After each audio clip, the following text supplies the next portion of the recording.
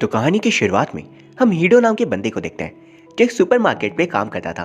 वो वहाँ पे सभी सामान सेट कर ही रहा था कि तभी उसकी नज़र वहाँ बैठे कस्टमर पे पड़ती है और वो उसे बहुत ही अजीब नज़रों से देखने लगता है। उस कस्टमर ने कुछ भी खरीदा नहीं था और वो बस खाली हाथ बैठा हुआ था। तो हीडो उससे पूछने जाता है कि उन्हें कुछ चाहिए तो नहीं। पर जैसे हीडो उससे पूछता है, पीछे की सारी लाइट्स फ्लिकर करने लगती है और ये देख हीडो की डर कर हालत खराब हो गई थी। वो पीछे देखता है और देख जोर से चिल्लाता है क्योंकि उसे कोई चुड़ैल दिख जाती है। पर तभी वो रियलाइज करता है ये तो उसकी दोस्त येजी है। वो येजी को देख उसे पूछता है, आखिर तुम्हें हुआ क्या है? इतने बारिश में तुम भीग कर क्यों आई हो? कहीं तुम नशे वशे तो नहीं करती? येजी उसे दिखाती है, देखो मैं दोबारा उस एग्जाम में फेल हो गई और तो और आज जो इंटरव्यू था उस पर भी मैं सिलेक्ट नहीं हो पाई। क्या करूं, मैं परेशान हो चुकी हूँ फेल हो होकर। हीडो कहता है, कोई बात नहीं, अगली बार पास हो जाओगी, ये इतनी कोई बड़ी बात थोड़ी ना है। याद नहीं, a single sheet of paper can't decide our future. येजी को इस बात पे बहुत गुस्सा आता है। उसके गुस्से को देख हीडो समझ चुका था कि उसे इंस्टाग्राम वाले कोट्स यहाँ नहीं चिपकाने चाहिए थे। फिर वो उसे दूसरे तरीके से समझाता है। येजी तुरंत ही गुस्से में उससे अपने 15,000 वॉन मांगती है। हीडो कहता है, तुमने तो स्टॉक मार्केट से बहुत सारे पैसे कमाए थे, तभी तो तुमने मुझे उधार भी दिया था और कहा था कि मैं जब चाहूँ तब तुम्हें लौटा सकता हूँ, तो फिर तुम आज क्यों मांग रही हो? येजी कहती है कि उसके सारे पैसे उन स्टॉक्स में ही डूब गए, अब वो खुद गरीब हो चुकी है तो दूसरों को क्यों उधार देगी। वो उसे जिद करने लगती है, पैसे तुम्हें लौटाने ही होंगे। तो हीडो बताता है कि उसने उसके सारे पैसों को घर के रेंट पे दे दिया है और इसीलिए उसके पास ये पैसे नहीं है। येजी का दिमाग खराब हो जाता है, वो जोर से चिल्लाती है और लाइट्स दोबारा से फ्लिकर होने लगती है। वो गुस्से में कहती है, मैं 28 साल की हो चुकी हूँ, अब मैं और क्या करूँ।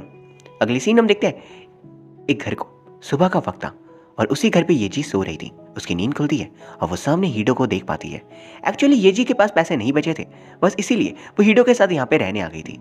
हीडो उसे किचन दिखाता है कि इस घर का किचन काफ़ी बड़ा है। हीडो को हमेशा से ऐसे ही किचन चाहिए था। येजी की शक्ल को देखकर लग रहा था कि उसका मूड इन सब चीज़ों से तो ठीक नहीं होने वाला। हीडो उसे सुंदर सा फ्रिज दिखाने वाला था, पर घूम कर वो देखता है तो येजी जा चुकी थी। वो उसे वॉशरूम दिखाता है और कहता है, पता है ये मेरा ड्रीम वॉशरूम है। एंड हीडो उसे बेडरूम दिखाने ले आता है। ये देखो ये बेड भी कितना बड़ा है ना? येजी मनी मन कह रही थी कि एक तो मेरे पैसे से ही लिया है, ऊपर से ये मेरे सामने ही शो ऑफ कर रहा है। वो उससे कहती है, इस घर पे कुछ अजीब है ना, कुछ बहुत ही अजीब। तभी उसकी नजर सामने खिड़की पे पड़ती है। किसी की वहां पर परछाई थी। येजी तुरंत खिड़की खोलती है और देखती है कि सामने जो उनका पड़ोसी है वो सामने की तरफ देख रहा था। उन दोनों को देखते ही वो पड़ोसी नीचे गिर जाता है। उसका नाम था जिन। फिर वो लोग उसे हाई करते हैं एंड जिन को लगता है वो दोनों कपल्स हैं। येजी तुरंत जाकर उसके सामने बात को क्लैरिफाई करती है कि बिल्कुल भी नहीं। जिन कहता है, अच्छा भाई बहन हो। हीडो कुछ बोल पाता उससे पहले जिन कहता है, तुम दोनों एक जैसे दिखते भी हो, पक्का भाई बहन ही होगे। वैसे भी इस बंदे की कोई गर्लफ्रेंड थोड़ी ना बनेगी। येजी तुरंत खिड़की बंद कर देती है और फिर वो ड्राइंग रूम में बैठकर शीशे में ही देख रही थी। हीडो नाश्ता लेकर आता है लेकिन वो ध्यान नहीं देती। हीडो उसे बार बार नाश्ता करने के लिए कह रहा था लेकिन वो कहती है, आखिर मैं तुम्हारे जैसे कैसे दिख सकती हूँ। बातों ही बातों में येजी हीडो से पूछती है, ये घर बहुत ही बड़ा है और बहुत सुंदर भी, अच्छी जगह पर भी है, बहुत ही स्पेशियस भी है, फिर ये इतने सस्ते में मिल कैसे गया? हीडो शो ऑफ करने लगता है कि कैसे उसने हाउस ओनर से बार्गेन किया। येजी हैरान रह जाती है, तुम और बार्गेनिंग कब सीख लिया? फिर वो कहती है, जो भी हो, लेकिन इस घर में जरूरत के सारे सामान है, फ्रिज से लेकर कैश तक। ऐसा कैसे? ऐसा लगता है हमारे से पहले कोई यहाँ रहता था, उसने बीच में इसे छोड़ दिया और अपना सामान भी नहीं लेकर गया। मैम आप यहाँ क्या कर रहे हो? आपको तो पुलिस में होना चाहिए। फिर हीडो कहता है, तुम इतनी टेंशन क्यों ले रही हो? एंड बाद में वो उसे ये भी पूछता है, तुम और कितने दिन यहाँ पर रहने वाली हो? जब चाहो प्लीज चली जाना। येजी तुरंत ही उठकर जाने लगती है तो हीडो को लगता है येजी अभी जा रही है और वो खुश हो जाता है। लेकिन येजी किचन पे गई थी और वहाँ उसके पैरों पे चोट लग जाती है क्योंकि वहाँ पर एक डॉल गिरी हुई थी। वो उससे कहती है, क्या तुम आज भी इन सब चीज़ों के साथ खेलते हो? और अगर नहीं तो ये घटिया डॉल यहाँ कैसे आ गई? वो उस डॉल को लात मारकर अंदर फेंक देती है। अब हम देखते हैं रात हो चुकी थी, वो लोग सोने जा चुके थे। येजी हीडो के रूम पे ही सो रही थी एंड हीडो वहाँ पर आता है और उससे कहता है, प्लीज़ अब तुम यहाँ से चली जाओ, मुझे भी यहाँ सोना है। इस घर को तो मैंने रेंट पे लिया है ना। येजी कहती है, रेंट के जो पैसे थे ना वो मेरे थे, अगर भूल चुके हो तो याद दिला दूँ। हीडो ये बात समझ चुका था कि अब उसे यहाँ रहने मिल जाए यही बड़ी बात है। वो उसे गुड नाइट मैम बोलकर चला जाता है ड्राइंग रूम पे सोने के लिए। जब वो सो रहा था तो कोई अनजान हाथ उसे जगाने की कोशिश कर रहे थे। उसे लगता है ये हाथ येजी के होंगे। वो बोलता है, येजी प्लीज अभी मत जगाओ, लेकिन वो हाथ फिर भी नहीं रुकते। तो वो जैसे ही आंखें खोलता है सामने देखकर उसकी हालत खराब हो गई थी। पर तभी हम देखते हैं ये सिर्फ हीडो का सपना था। लेकिन बाद में हीडो सोचता है आखिर वो सपना सपने जैसा क्यों नहीं लग रहा था। ऐसा लग रहा था कि वो सच में हो रहा है। अगले सीन में हम उन दोनों को सुपरमार्केट पे देखते हैं जहाँ हीडो काम करता था। हीडो तो अपने काम में लगा हुआ था, पर ये जी इस बात की सोच पे थी कि वो घर इतने सस्ते में आखिर उन्हें मिल कैसे गया। तभी हीडो वहां पर आता है और दोबारा पूछता है, क्या तुम अपने घर नहीं जाना चाहती? ये जी बताती है कि मेरे रेंट के सारे पैसे स्टॉक्स में डूब चुके हैं और मेरे पास कोई जगह नहीं है रहने के लिए। हीडो कहता है, तुम्हारे पेरेंट्स का घर तो है ना? ये जी कहती है, गलती से भी मेरी मॉम को इस बात का पता चला तो वो मुझे जान से मार देगी, इसलिए मैं उन्हें इस बारे में नहीं बता सकती। हीडो कोई और बहाना बनाता है ताकि ये जी वहां से जाने का सोचे, पर ये जी उससे कहती है, याद करो जब भी तुम्हें हमेशा पैसों की जरूरत पड़ी तुम्हारी हेल्प किसने की थी? ये सुन हीडो चुप हो जाता है। तभी उनका पड़ोसी जिन वहां पर आता है कुछ सामान खरीदने। जिन उन्हें देख ऑकवर्ड हो गया था एंड वो उन्हें कुछ भी बोल नहीं पाता, तो हीडो साइलेंस तोड़ता है और उससे बात करता है। उसके जाने के बाद ये जी कह रही थी, आखिर ये बंदा हमारे सामने इतना ऑकवर्ड क्यों हो जाता है? हीडो कहता है, शायद शाही नेचर का होगा मेरी तरह। ये जी कहती है, तुम और शाय? शाम को जब वो लोग घर लौट रहे थे, ये जी की नजर उनके घर की खिड़की पे पड़ती है एंड ये जी को वहां पे एक अनजान साया दिखता है। उसे लगता है कोई उनके घर पे चोरी करने के लिए आया है। वो हीडो से कहती है, बिल्कुल चुप रहने, और वो लोग आहिस्ता आहिस्ता अंदर जाते हैं, लेकिन उन्हें कहीं भी कोई भी नजर नहीं आता। लेकिन ये जी के रूम में वही डॉल गिरी हुई थी। ये जी को ये देख हीडो पे गुस्सा आ जाता है कि तुम इस डॉल के साथ भी खेल रहे हो। अगली सीन में खाना खाते वक्त ये जी कह रही थी, प्लीज घर पे ताला अच्छे से लगा दिया करो और खिड़कियां भी बंद रखना, अगर कोई चोर घुस गया तो बहुत परेशानी हो जाएगी। वो बात कर ही रहे थे कि तभी हीडो को अजीब सी स्मेल आने लगती है। उसे समझ नहीं आता वो स्मेल कहाँ से आ रही है। वो ये जी के रूम में पहुंच जाता है, वहां वो चेक करता है। वो वहां पर आसपास दिखता है कि तभी बेड के अंदर से कोई उसे धक्का देता है। वो डर जाता है कि बेड के अंदर कौन है। वो देखता है तो वहाँ एक कबूतर था। वो हैरान रह जाता है, आखिर कबूतर इस बेडशीट के अंदर कैसे आ गया। फिर वो पिजन उन्हें डराने लगता है एंड घर की सारी लाइट्स बिल्कुल रेड हो जाती है। दूसरी तरफ हम जिन को देखते हैं जो सो रहा था। उसकी नींद खुलती है, उसे काफी अजीब लग रहा था। तभी उसके गेट पे येजी और हीडो आकर नॉक करते हैं। वो गेट पे उन दोनों को देख हैरान था। येजी कहती है, तुम्हें पता था ना? सच बताना, तुम जानते हो ना वो घर अजीब है, इसलिए तुम इस तरीके से हमारे सामने बिहेव कर रहे थे। जिन ये सुन कहता है, उस घर में एक लड़की रहती थी, वो बहुत ही अजीब सी थी। कई बार मैंने उसे देखा मेरा पीछा करते हुए और अजीब तरीके से मुझे देखते हुए भी। ऐसा लगा जैसे वो किसी आत्मा के कब्जे में हो। फिर एक दिन उसने अपनी जान दे दी और उस दिन के बाद से उसकी आत्मा शायद उस घर में भटक रही है। मुझे इस बात का बहुत बुरा लगता है, काश मैंने पहले ही ऑफिसर्स को बुला लिया होता तो शायद आज वो जिंदा होती। फिर वो उनसे माफी मांगता है उस इंसिडेंट के बारे में नहीं बताने के लिए, क्योंकि वो काफी डरा हुआ था। जिसपे हीडो पूछता है, वो बॉक्स में क्या है? जिन बताता है, अगले हफ्ते मैं यहाँ से जा रहा हूँ क्योंकि इस साल मैंने पब्लिक सर्विस एग्जाम्स पास कर लिया है। इस बात को जान ये जी हैरान थी, आखिर उसने एग्जाम को क्रैक कैसे कर लिया? यहाँ घर पे भूत आए हुए हैं और इन्हें यूपीएससी की पड़ी है। फिर घर लौटते वक्त हीडो कहता है, मुझे जिनके घर से भी वैसी स्मेल आ रही थी, कहीं वो भी किसी मुसीबत में ना पड़ जाए हमारे कारण। ये घर सच में बहुत अजीब है। ये सुन ये जी कहती है, तुम्हें अब समझ आ रहा है, मैं इतने वक्त से यही तो कह रही थी। जल्दी से एग्रीमेंट निकालो और चलो हाउस ओनर के पास हम चलते हैं, इस घर को हम छोड़ देंगे। ये जी हाउस ओनर से बात करती है और उससे नाराज होती है कि आपने हमें ये कैसे कर दे दिया है एंड आपने हमें पहले क्यों नहीं बताया कि यहाँ पे किसी ने अपनी जान दे दी थी। हम यहाँ नहीं रहना चाहते, हमें दूसरी जगह दो या फिर पैसे वापस करो। हाउस ओनर उसे एग्रीमेंट दिखाता है, उस पर लिखा था, आप इस घर के एग्रीमेंट को इसलिए नहीं तोड़ सकते कि यहाँ पे किसी ने अपनी जान दे दी। ये देख ये जी को बहुत दुख पहुंचता है कि इस घर को वो चाह कर भी छोड़ नहीं सकते। और तो और हीडो ने एग्रीमेंट पूरे 3 साल के लिए बनवाया था, मतलब उनके पास और कोई भी चारा नहीं, यहाँ पर उन्हें 3 साल रहना होगा अगर वो जिंदा बच पाए तब। ये जी उस पर नाराज होती है। सभी लोग 1 साल के लिए साइन करते हैं, तुमने 3 साल के लिए क्यों कर दिया? अब उनके पास कोई चारा नहीं था तो पागल हो गई। ये जी कहती है, हमें भूत से डर नहीं लगता, कोई भूत होता ही नहीं है, साइंस भूत में नहीं मानता। और वो लोग घर पहुंचकर भी यही बात बार बार दोहराने लगते हैं एंड फिर जो वो भूत उन्हें भगाती है वो वापस उसी सुपरमार्केट पर आकर बैठ जाते हैं। वहां पर ये जी को आइडिया आता है क्यों ना वो लोग उस घर को किसी और को रेंट पे दे दें।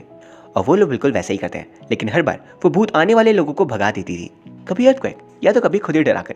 ये जी का ये प्लान भी फेल हो जाता है। उसके बाद वो सोचते हैं कि अब उन्हें किसी एग्जॉर्सिस्ट को बुलाना ही होगा, तो वो लोग इंटरनेट पे सर्च करते हैं। हैरानी की बात है कि आजकल एग्जॉर्सिस्ट भी इंटरनेट पे आ गए हैं।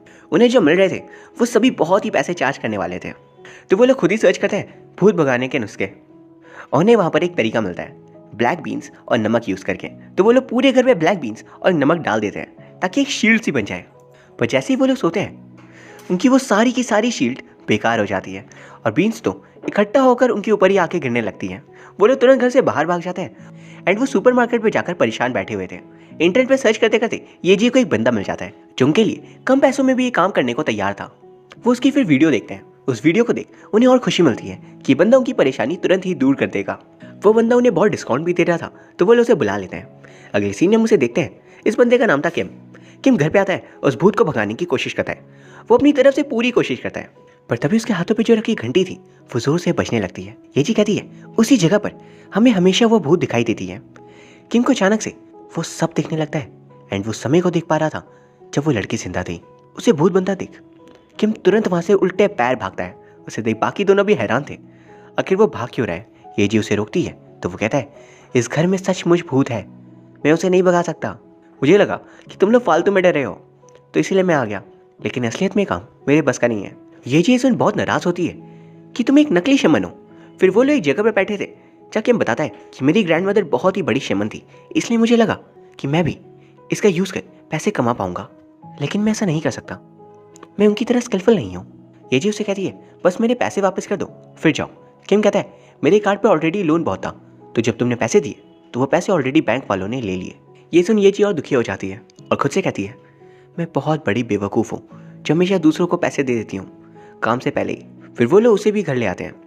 घर पे हीडो किम से पूछता है आखिर तुमने शमन बनने का क्यों सोचा। वो बताता है मैं शमन फैमिली से बिलोंग करता हूँ, मेरी ग्रैंड मदर बहुत ही बड़ी शमन थी, लेकिन मुझे वो काम बिल्कुल पसंद नहीं था। मुझे गाना और डांस करना पसंद था, इसीलिए मैंने उस पर ध्यान दिया, लेकिन क्योंकि मेरी फैमिली जॉब शमन होने का है तो मैं ऑटोमेटिकली उसी चीज़ में आ गया।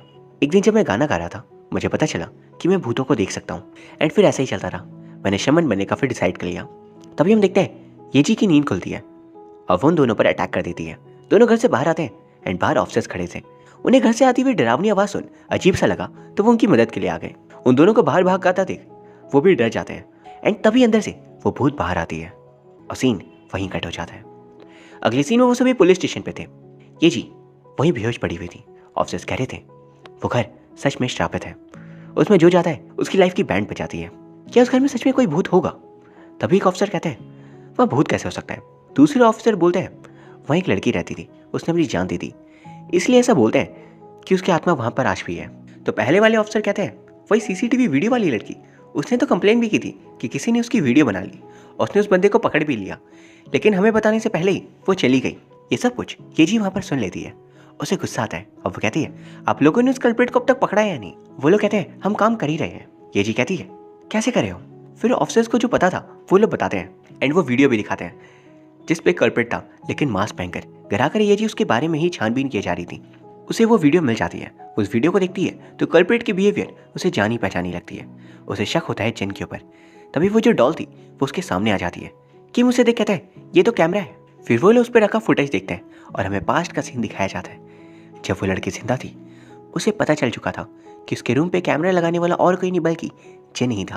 वो एक और सीक्रेट कैमरा लगाती है ताकि जिन का राज खोलकर वो पुलिस को बता सके, लेकिन जिस दिन वो जिन का पीछा करी थी उसी दिन जिन उसे देख लेता है और डिसाइड करता है कि वो उसे खत्म कर देगा। वो घबराकर ऑफिसर्स को कॉल करती है, पर तब तक जिन आकर उसे मार डालता है, लेकिन सामने रखे उस डॉल पे सब कुछ रिकॉर्ड हो गया था एंड अब सारा सच ये जी और बाकी दोनों को भी पता चल चुका था। वो तीनों ऑफिसर्स को कॉल करते हैं और बाहर उनका वेट करने लगते हैं। दूसरी तरफ जिन जब जानने की तैयारी कर रहा था उसे वो भूत डराती है और जिन की ये देख हालत खराब हो गई थी वो तुरंत वहां से भाग जाता है एंड ये जी देख बोलती है जिन भाग रहा है उसे पकड़ना होगा। सभी उसके पीछे भागते हैं, पर फिर हीडो ये जी से कहता है प्लीज तुम वापस चली जाओ, ऑफिसर्स आएंगे तो उनके साथ भी कोई होना चाहिए। ये जी नहीं मानती तो हीडो कहता है देखो मैं नहीं चाहता कि हम दोनों में से किसी को भी नुकसान पहुंचे, वो बंदा बहुत खतरनाक है, इसीलिए प्लीज तुम ऑफिसर्स को लेकर जाओ।